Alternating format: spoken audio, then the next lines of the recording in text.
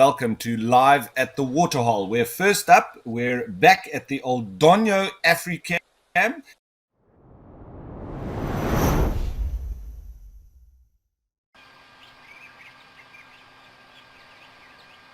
where we're continuing on with the birding theme.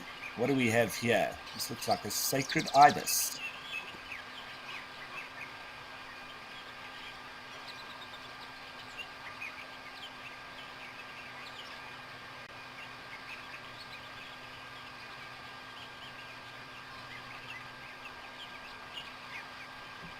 Seems like we have quite a lot of birding opportunities here at KwaMaratani. It's quite thick bush near to this waterhole, so there's the potential for all sorts of different birds.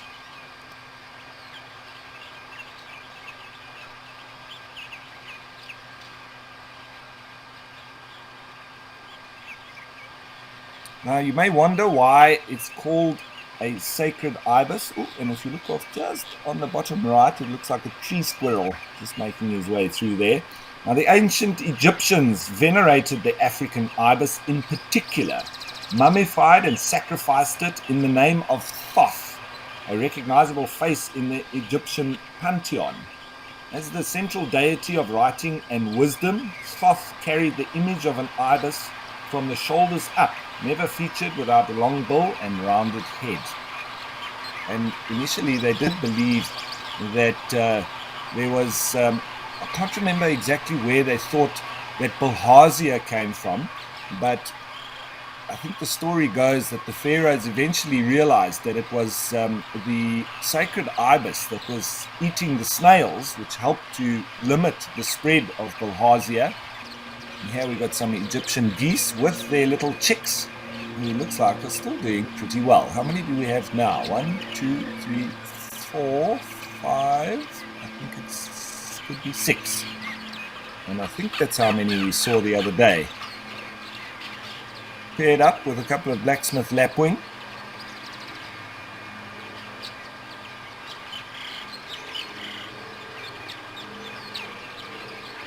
You can hear in the background as well, we saw them yesterday, the Indian miners. Quite a particular call.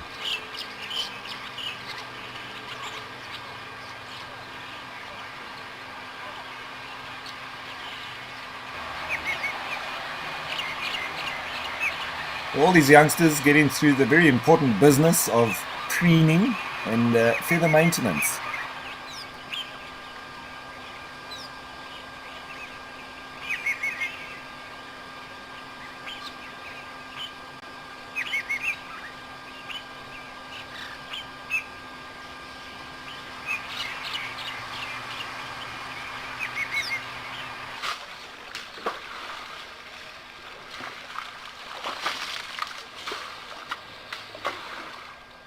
No, I think there's actually more than just these two elephants here, because I can hear more water being thrown around. Yeah, there is indeed. You see here on the right, there's more, and I think there's lots more happening here than we know.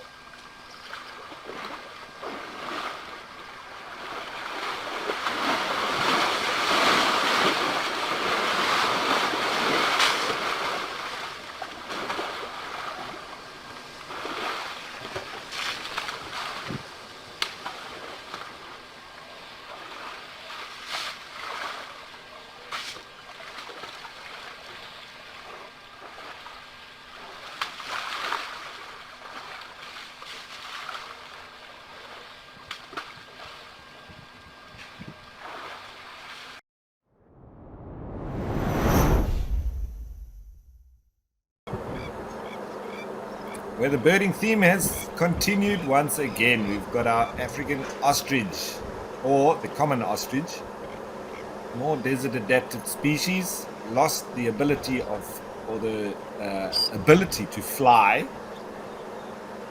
no longer having hollow bones, a completely terrestrial bird, the largest in the world.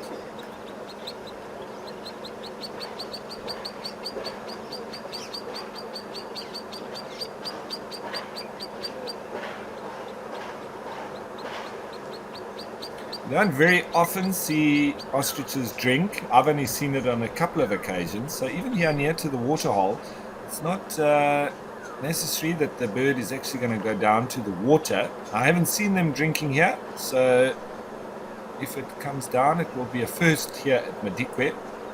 But a truly desert-adapted bird and animal species is the ostrich. They never need to actually drink water in their entire lives. They can survive with extracting the moisture from the food that they eat.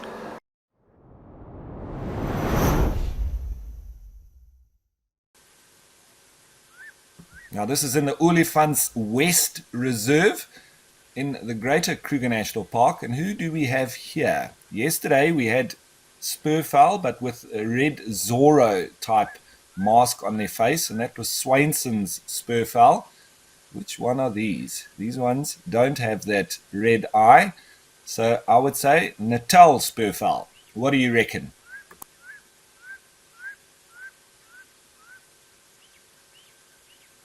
It's easy once they call, and they do make an almighty racket. The Swainson spurfowl does more of a crack, crack, where these are more of a, not so rhythmic. It's just quack, quack, quack, quack, quack, quack, quack, quack, quack, quack. So, and we often say that these are the worst birds at 5 in the morning if they're next to your tent making a racket and you want to sleep in.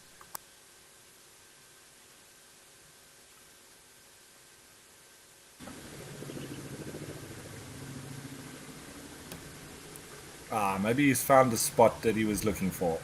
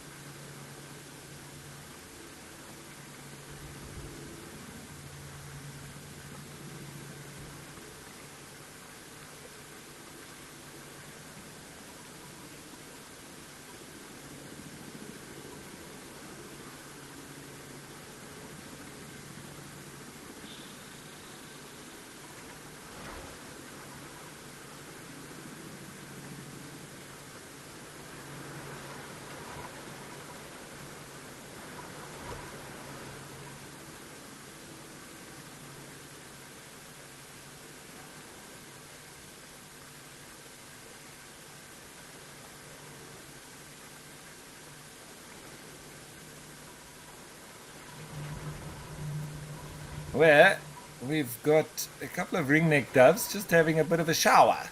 This is wonderful. And the little pond that they have built, it's just overflowing. And now look at them, they seem to be wanting to get water in under their wings. Also soaking their chest area. Interesting little display there.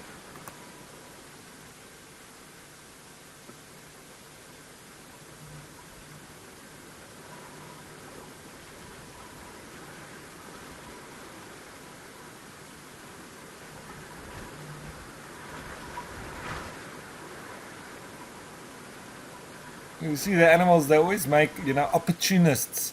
Always make use of any kind of situation that arises, like this, with the overflowing of this little pond.